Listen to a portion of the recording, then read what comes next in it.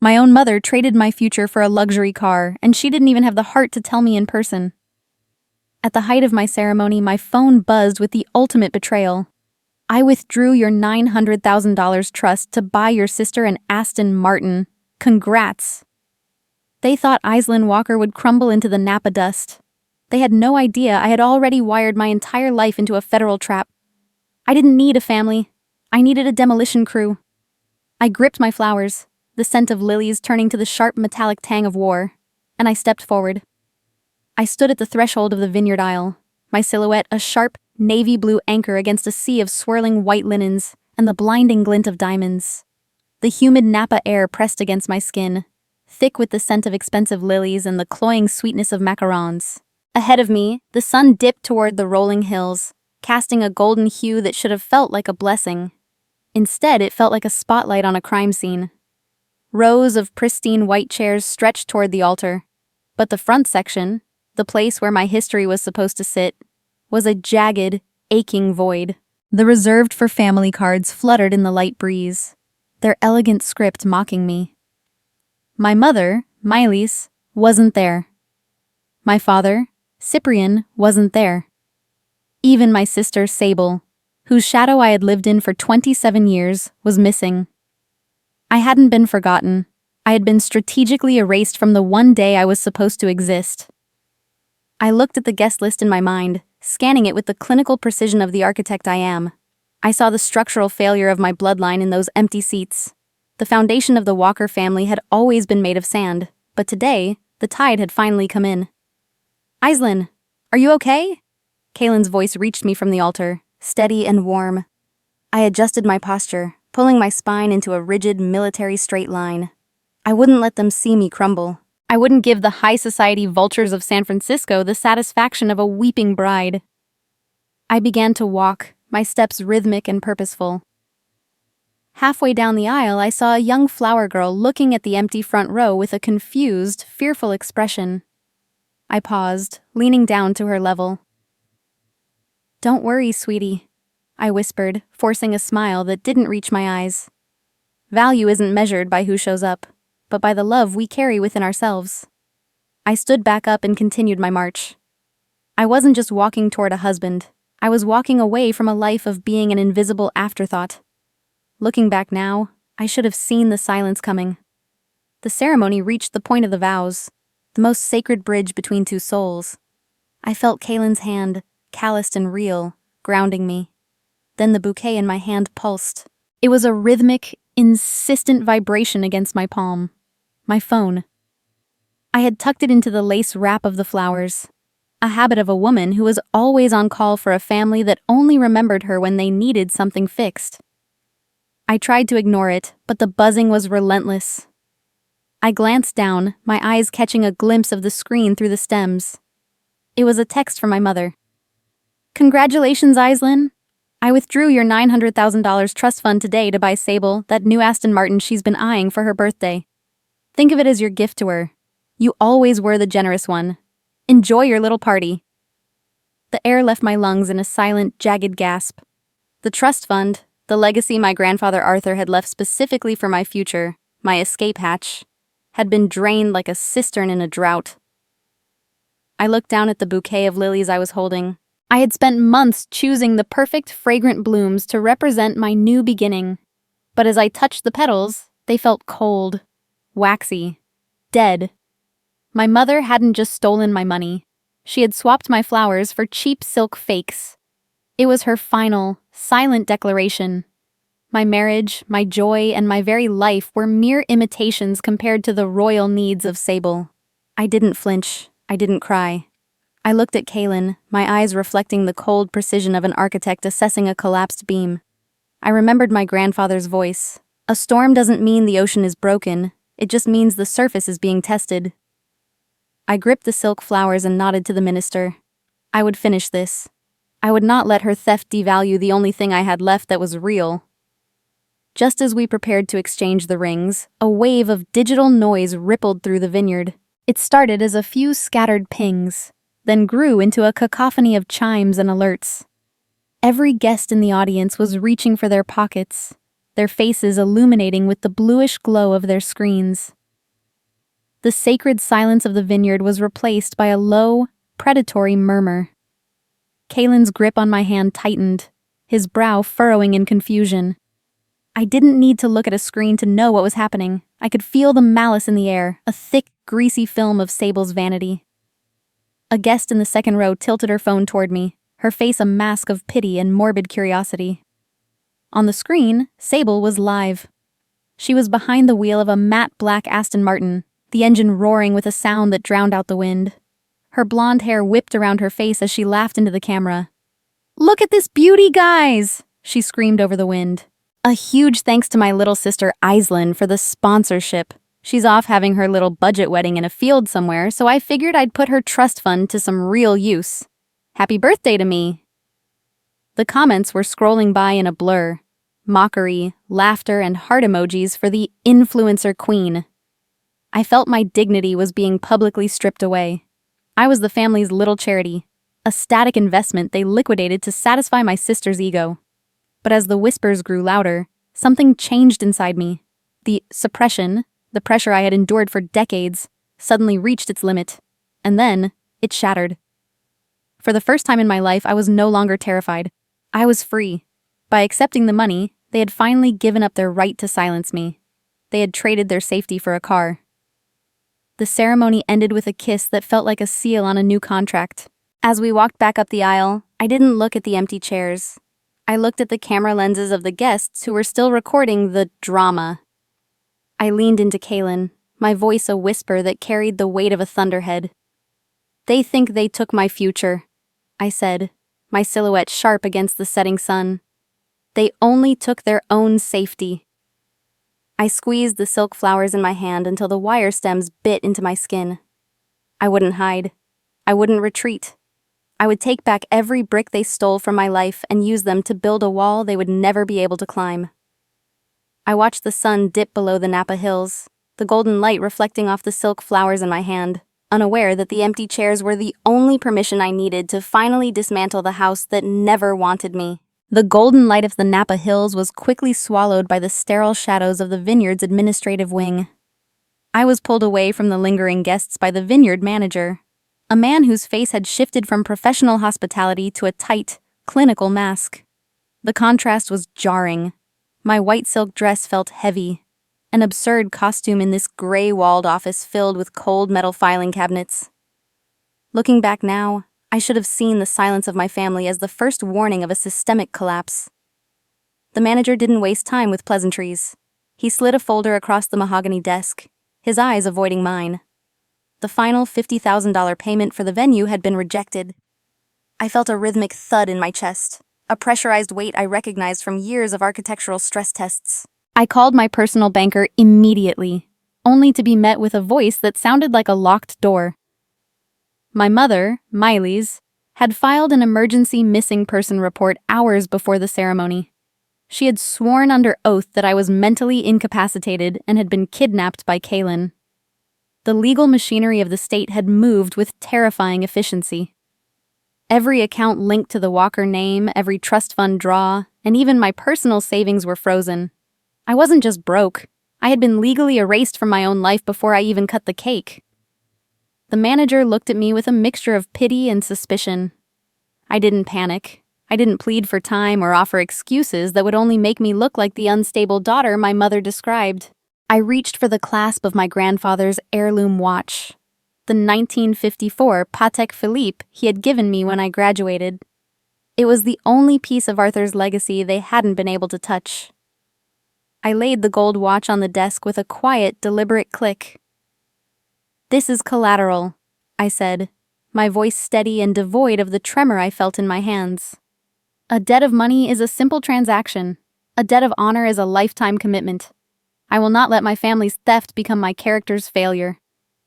The manager's expression softened, the suspicion replaced by a profound, uncomfortable respect.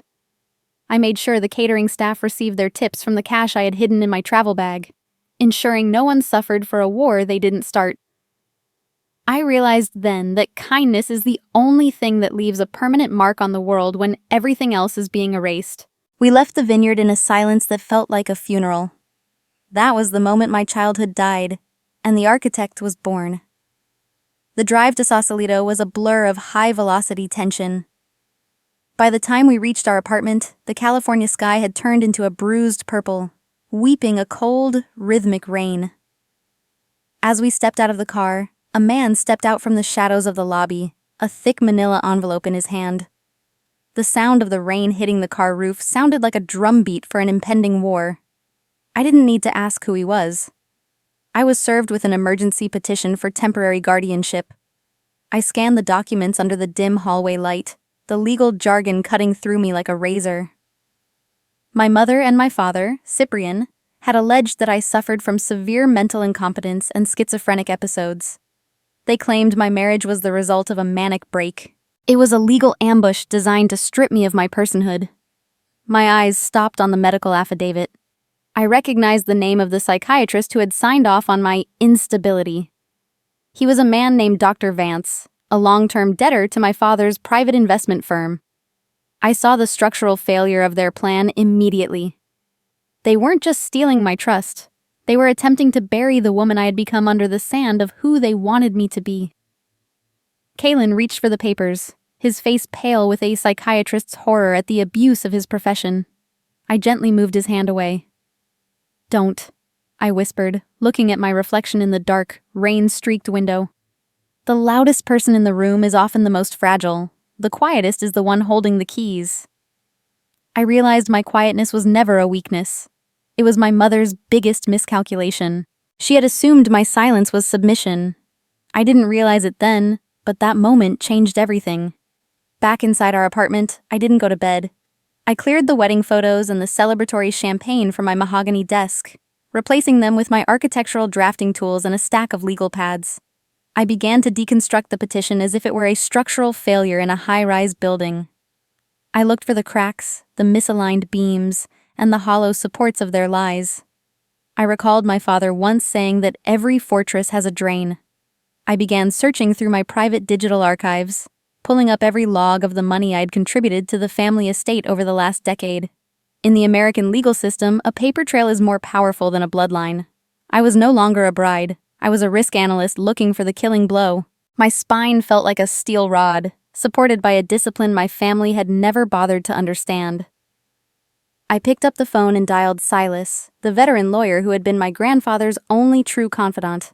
The line rang 3 times before he answered, his voice a gravelly anchor in the storm. "Silas, it's Aislinn," I said, my gaze fixed on the blueprint of the Walker mansion. "My mother didn't just sell my trust, she attempted to traffic my soul. This isn't a family dispute anymore, it's a mission of recovery." Silas didn't ask questions. He simply asked when I could be at his office. As the storm outside reached its peak, I sat in the glow of my desk lamp. A mask of unbreakable discipline settled over my features. I picked up a pen and signed the document that officially triggered my countersuit. Integrity is like an engine.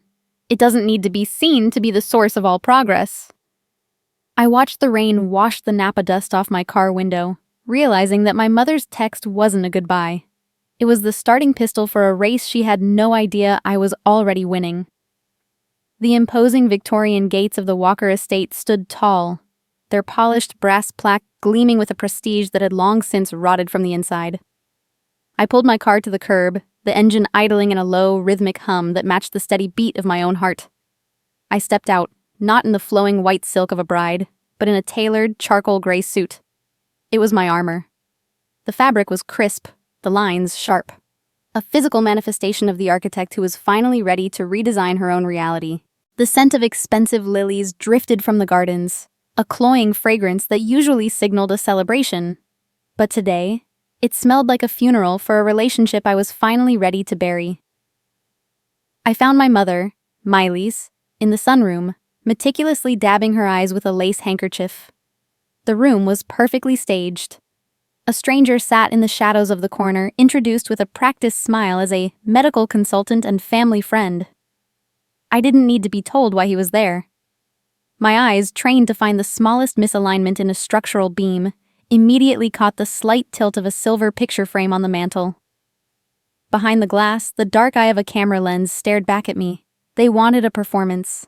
They wanted to record the unstable daughter having a manic episode to prove their guardianship case. Maelis began her masterclass in gaslighting, her voice a soft, poisonous purr.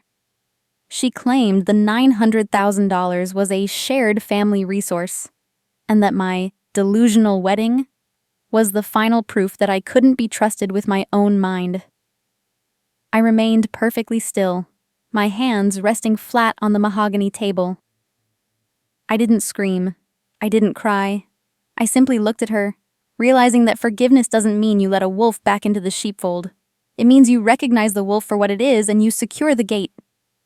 "Maelis," I said, my voice quiet and steady, cutting through her rehearsed sorrow. "When did you decide that the image of a perfect family was worth more than the reality of having one?" I saw the flicker of genuine surprise in her eyes, a crack in the porcelain mask. I offered her a quiet mercy, a chance to return the funds and drop the legal petitions quietly. I didn't want to burn the house down. I wanted to fix the foundation. But she only laughed, a sharp, brittle sound that echoed off the high ceilings. That was the moment I stopped being a daughter and became a commander. The tension in the room shifted when Sable entered, the keys to her new Aston Martin dangling from her finger like a trophy. She leaned against the doorframe, mocking my mediocre life with Kaylin, her words designed to bait me into the anger they so desperately needed to record. The consultant in the corner began asking invasive, clinical questions about my childhood, trying to find a jagged edge to pull on. I recognized the psychiatric trap immediately. I used my clinical observation skills to deconstruct their logic in real time. I realized then that a lady doesn't raise her voice to be heard. She raises the standard of the truth until the lies have no air left to breathe. I stood up slowly, refusing to touch the brunch they had prepared. I turned to my father, Cyprian, who sat silently in the corner, his gaze fixed on the floor.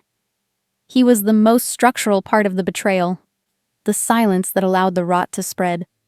"Silence is a choice, Father," I said, my voice a calm echo in the large room. "And choices have over-encumbering consequences." My stoic refusal to react was the peak of my intelligence. I denied them the insanity they needed for their hidden microphones. As I walked toward the exit, Maelis's mask finally slipped, her voice rising in a feral, desperate screech that I was ungrateful. I didn't look back. I could feel the pressure of the last 20 years reaching its limit. 30 minutes later, I arrived at Silas's high-security office, where the air was filtered and the hum of servers replaced the cloying scent of lilies. Kaylin was already there, a digital forensic report pulled up on a massive monitor. The room was a sanctuary of logic and law. Silas didn't greet me with pity. He greeted me with a blueprint for a counterstrike. He rotated the screen, showing me a time-stamped log that made my breath catch in my throat. My wedding protocol had worked. Because I had signed my marriage certificate at exactly 14:15 in Napa Valley, verified by GPS, the pastor's biometric signature, and the encrypted church logs, it was physically and legally impossible for me to have been at the bank in San Francisco at 14:30 the same day. My mother had walked into the bank with a forged trust release document, unaware that I had spent the last year integrating my digital life into a fortress. Silas explained that this discrepancy had already triggered a federal financial audit. The U.S. banking system's automated security had flagged the $900,000 as proceeds of a crime. The bank hadn't actually transferred the money to the Aston Martin dealership. They had flagged and held the transaction, using it as bait to document the fraud. I looked at the red flags blooming across the banking interface, my face reflecting a calm so profound it was terrifying. My mother's greed hadn't just stolen my money, it had activated a federal trap she couldn't outrun. I understood then that integrity is the only thing that cannot be stolen, only surrendered. And I had never surrendered. I watched the San Francisco skyline through the floor-to-ceiling glass, the city lights flickering like a complex circuit board, matching the intricate legal war we were about to unleash. Silas moved toward the back of the room, his footsteps muffled by the thick Persian rug. He knelt before a fireproof safe, the metallic clicks of the combination lock echoing in the quiet office like the cocking of a weapon. When the heavy door swung open, he didn't pull out a digital drive or a modern contract. Instead, he retrieved a heavy, leather-bound volume, The original trust ledger of the Walker family. The scent of aged parchment, cedar, and old ink immediately flooded the room, grounding the high-tech digital battle in the undeniable weight of history. As he laid the book on the mahogany desk, the dust motes danced in the glow of the desk lamp. I ran my fingertips over the embossed leather, feeling the ghost of my grandfather Arthur's presence. Silas turned to a page marked with a faded silk ribbon. "Aislinn, look at the paragraph under section 19B, he said, his voice dropping to a gravelly whisper. "Arthur wrote this in 1968, long before your mother ever thought she could outsmart the law." The camera of my mind zoomed in on the firm, elegant signature at the bottom of the page. Silas pointed to the integrity clause. Arthur had explicitly stipulated that if the trustee, my mother, Maelis, ever utilized the fund for non-essential displays of vanity or personal luxuries that did not benefit the direct welfare of the beneficiary, the fiduciary relationship would be immediately voided. But there was a structural sting. The clause stated that upon such a breach, the title of the Walker mansion in Pacific Heights would automatically transfer to the beneficiary. To me. I scanned the text with the cold, clinical precision of an architect reading a master blueprint. I didn't feel a rush of greed. I didn't celebrate the prospect of owning a multi-million-dollar estate. Instead, I felt a profound sense of protection, as if my grandfather had reached across time to shield me from the very predators he had shared a dinner table with. True wealth isn't about what a man leaves for his family, but the standards of character he leaves in them. Looking back now, I realize Arthur knew exactly who Maelis was long before I was even born. I touched the ink of his signature, a single tear threatening to break my stoic mask. I looked at Silas, my jaw set in a line of unbreakable resolve. "I don't want to see them on the street, Silas," I said, the quiet power in my voice surprising even Kaylin. "But I will not trade my grandfather's standards for my mother's vanity. We enforced the clause. Every brick of that house belongs to the truth now. A fence isn't built to keep people out. It's built to protect what is sacred on the inside." That's where the real demolition began.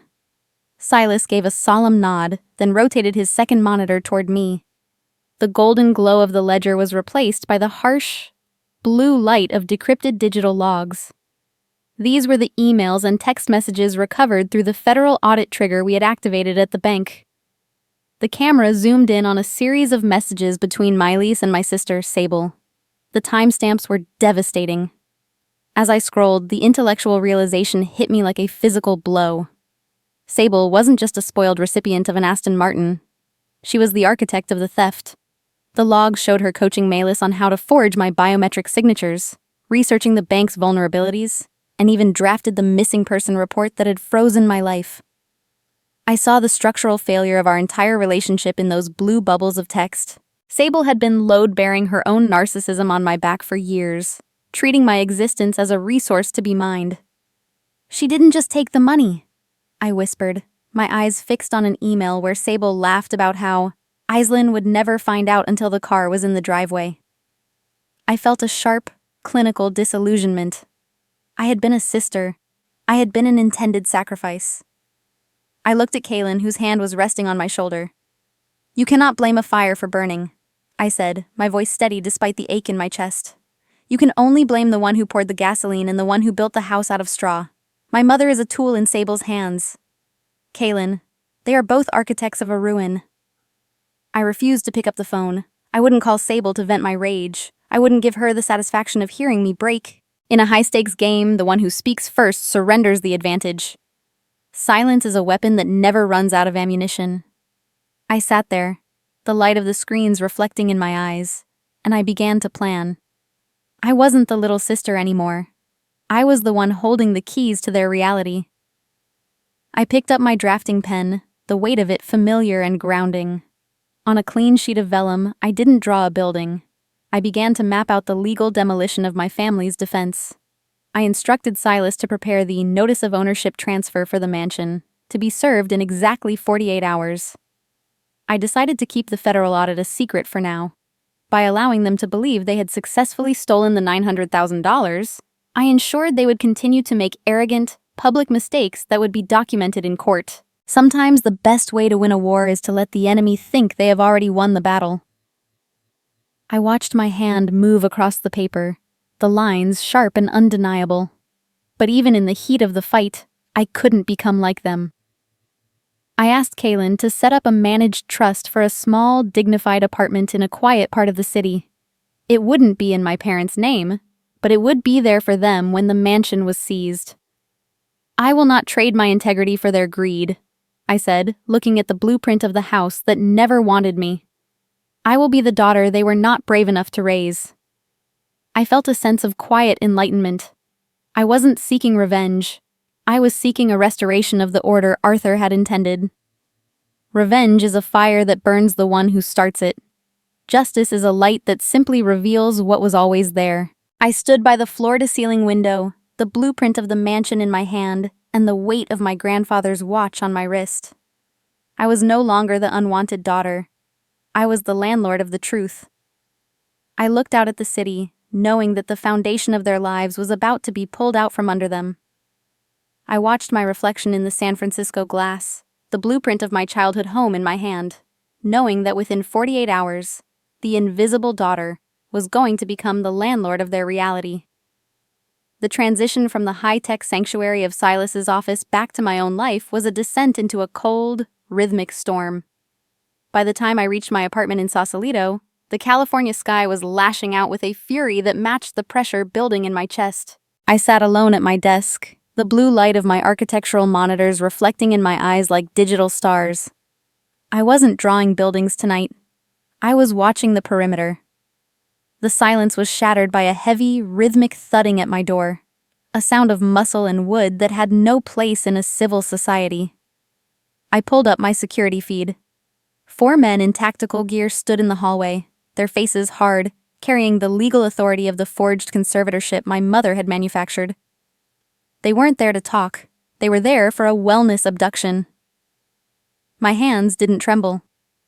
I utilized my knowledge of my own smart home architecture, a system I had designed with the precision of a bunker. Instead of screaming, I tapped a command on my tablet. I activated the lockdown protocol. The reinforced vestibule between my outer and inner doors hissed shut, trapping the tactical team in a steel and glass cage of their own making. I turned my home into a temporary prison before they could make it mine. I activated the intercom, my voice a blade of cold steel that cut through their confusion. Authority is a matter of law, not muscle, I said, watching them struggle against the locked seals. You are currently trespassing on federal evidence in an active fraud investigation. I recorded every second, every curse, and every aggressive strike against the glass. This was the final nail in Maelis's legal coffin. I noticed one of the younger guards in the back, his eyes wide with a terror that looked out of place. I spoke to him directly. I do not wish you harm, but I will not allow you to be the weapon my family uses to kill my freedom. I felt a flicker of kindness for a man caught in a paycheck he didn't understand. Think of your own sisters, your own daughters, before you follow an illegal order again. The pressure in the hallway was suffocating, a heavy weight of being hunted by my own blood. The tactical team was neutralized, but a single silhouette appeared on my street-level camera. It was Cyprian, my father. He stood in the pouring rain, looking broken and soaked, a ghost of the man who used to read me bedtime stories. I allowed him entry to the main living area, but I maintained a barrier of distance. My posture was rigid, an unyielding line of defense. I waited for an apology, but I should have known better. Cyprian didn't come to save me. He came to confess a structural failure that made my blood turn to ice. He admitted he was the one who forged the biometric signatures. He hadn't just been a silent bystander. He was the architect of the forgery. He had lost $2 million in high-stakes offshore gambling. The $900,000 from my trust fund wasn't for Sable's car. It was a desperate partial payment to keep his creditors from seizing the Walker mansion. I looked at my father and realized I was looking at a stranger. The silent, loving dad was merely a facade for a desperate gambler who had used his youngest daughter as a financial shield. The most dangerous part of a house isn't the cracks you can see, but the rot in the foundation you chose to trust. I felt my heart fracture, the last pieces of my childhood nostalgia dying in that sterile living room. "Sign the guardianship papers, Aislinn," he begged, his voice cracking with a coward's desperation. "It's the only way to save the family name." I looked him in the eye, my gaze so steady it made him flinch. "Forgiveness is a gift I can give you, Father," I said, my voice a calm echo in the large room. "But my life is not a currency you can use to pay for your sins." I touched the recording device hidden in my pocket, knowing every word was being transmitted to Silas. I revealed the power shift then. I told him the federal financial audit was already active. By trying to abduct me tonight, they had transformed a civil dispute into a criminal kidnapping case. "You didn't just lose the money, Cyprian," I said, my silhouette sharp against the lightning outside. "You lost the privilege of my name."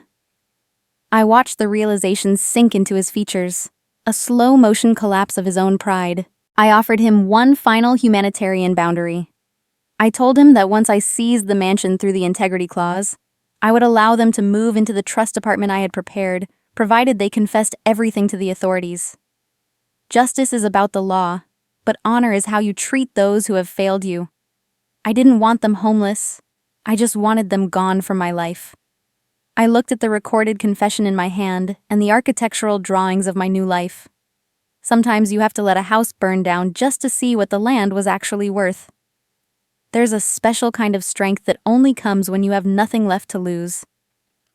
I watched the rain lash against the window as the sirens grew louder, realizing that the silent daughter was about to become the loudest voice in a San Francisco courtroom. 48 hours later, the humidity of the Sausalito rain was replaced by the sterile, recycled air of San Francisco Superior Court, Department 14.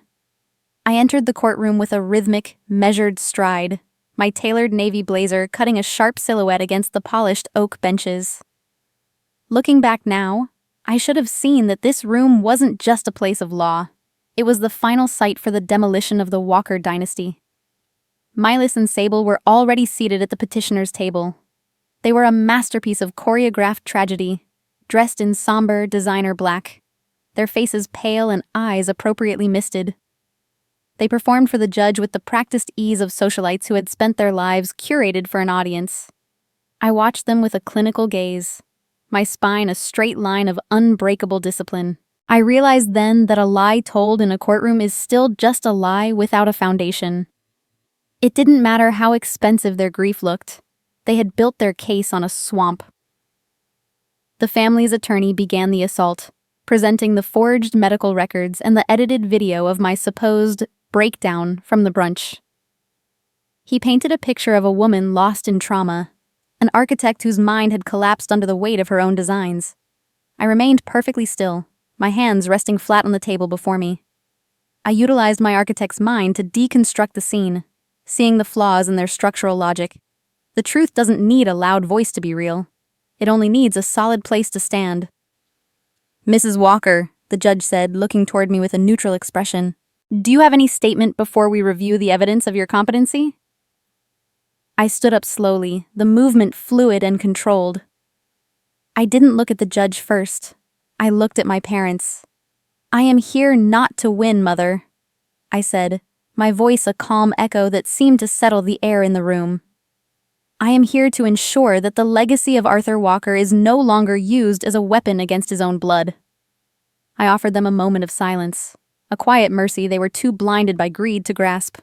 I didn't know it then, but that was the last time I would ever address them as family. Silas stood up next, his movements carrying the weight of 40 years of legal warfare. He didn't argue. He presented. He laid out the federal audit report and the digital logs of the GPS wedding protocol.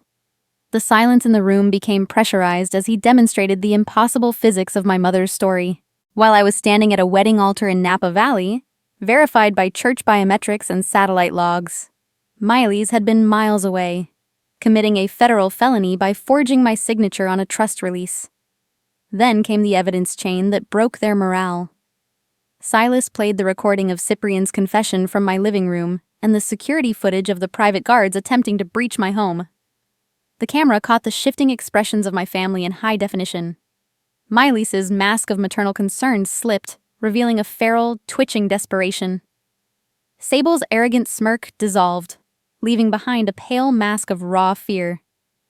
I explained the legal logic of my defense with the precision of a structural engineer. Honor is like a structural beam. Once it is rotted by greed, the entire house of cards must eventually fall. The judge's expression hardened as she examined the original ledger Silas had brought.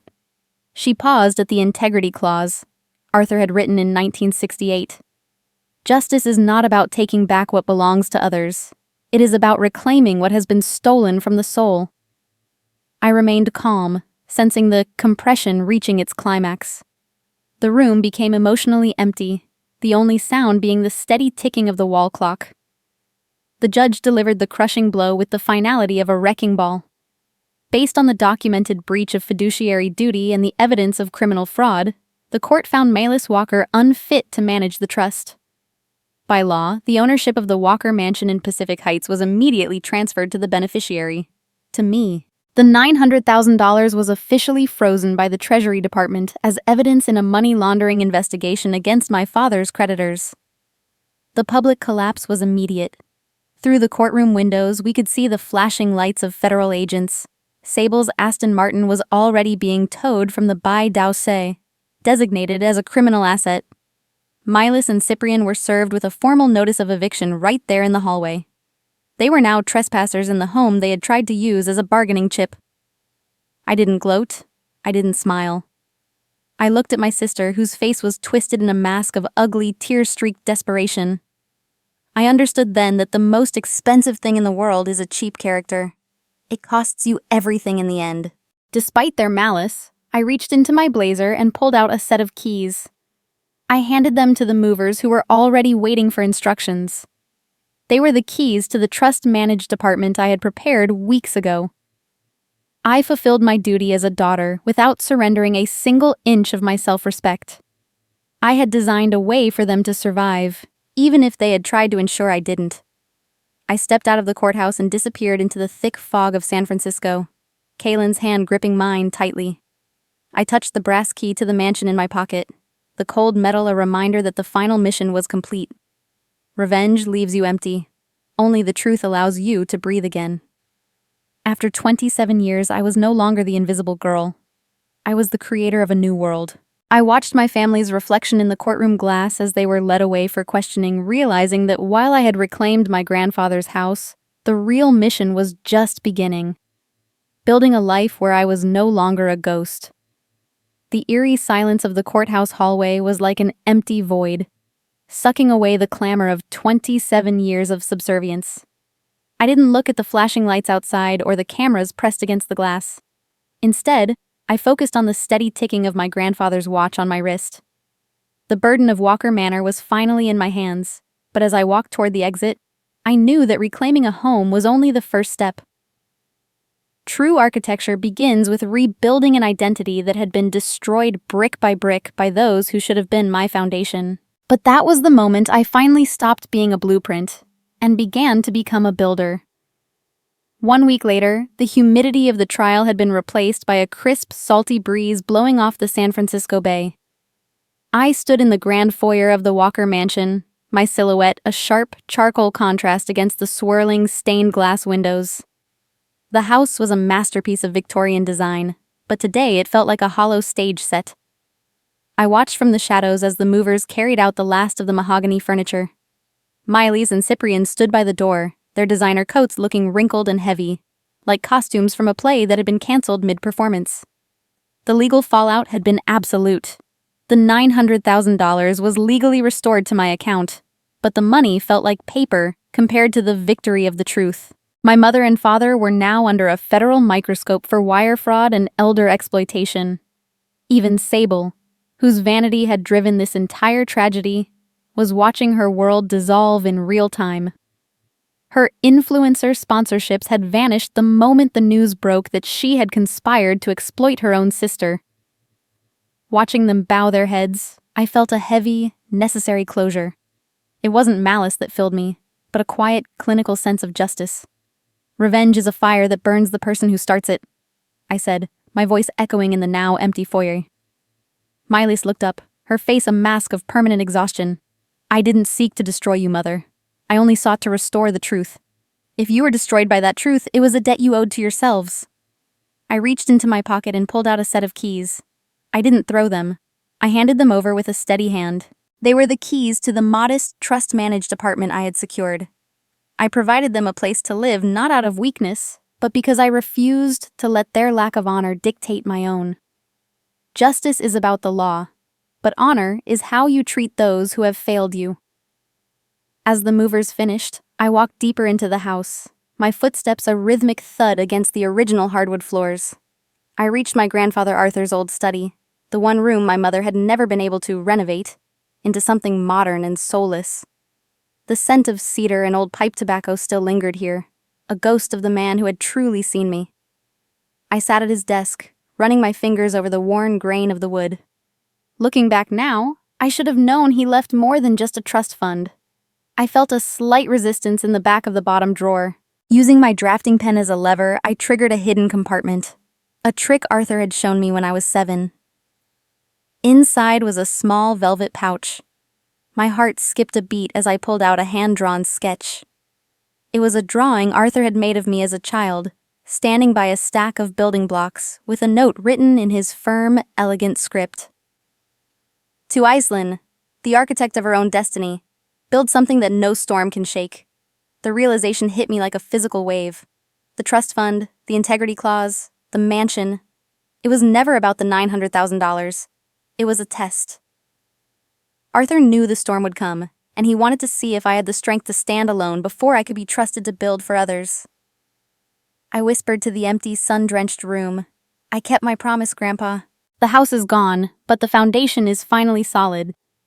I didn't need the walls of this mansion to be a walker. I just needed the courage to leave them. At that moment, the final turning point of the plan flashed through my mind.